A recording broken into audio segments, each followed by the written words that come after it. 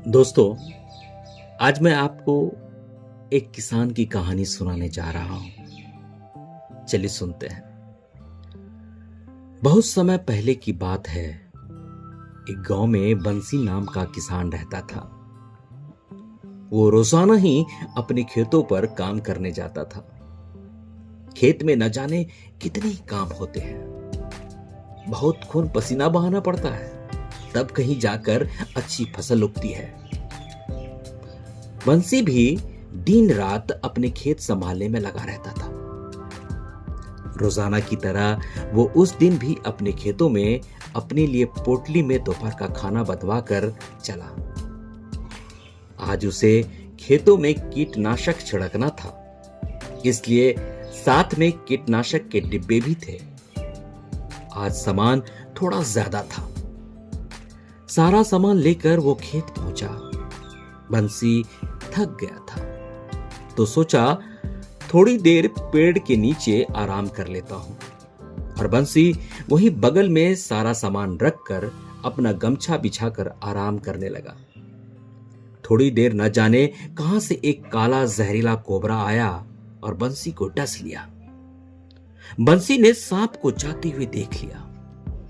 उसने फौरन अपने पैर में कपड़ा बांधा कि जहर और जगह ना फैल जाए, और हंसिए से गहरा चीरा लगाकर खून को बहने दिया। खून तो बह गया, लेकिन अब बंसी को मदहोशी छाने लगा। जहर ने अपना असर शुरू कर दिया था। अब बंसी को कुछ नहीं सूझ रहा था। घर भी कम से कम 2-3 कोस दूर था। अब उसकी नजर कीटनाशक पर पड़ी। उसने सोचा तड़प तड़प कर मरने से अच्छा है कि एक बार में ही खात्मा हो जाए। और उसने 2 डिब्बे कीटनाशक पी लिया और सोचा कि घर की ओर जाता हूं, अगर रास्ते में मर गया तो कोई ना कोई लाश घर पहुंचा ही देगा। अब उसने घर की पगडंडी पकड़ ली, चला घर की ओर। कुछ देर में वो घर पहुंचा, लेकिन वो अब तक जिंदा था। फिर उसने सारी बात घर वालों को बताई। बेटा बोला चलो अस्पताल, और पड़ोसी की साइकिल मांगकर वो दोनों अस्पताल पहुंचे। पीछे पीछे घर वाले और आस पड़ोसी भी पहुंच गए। डॉक्टर ने देखा तो मरीज की हालत बिल्कुल ठीक थी।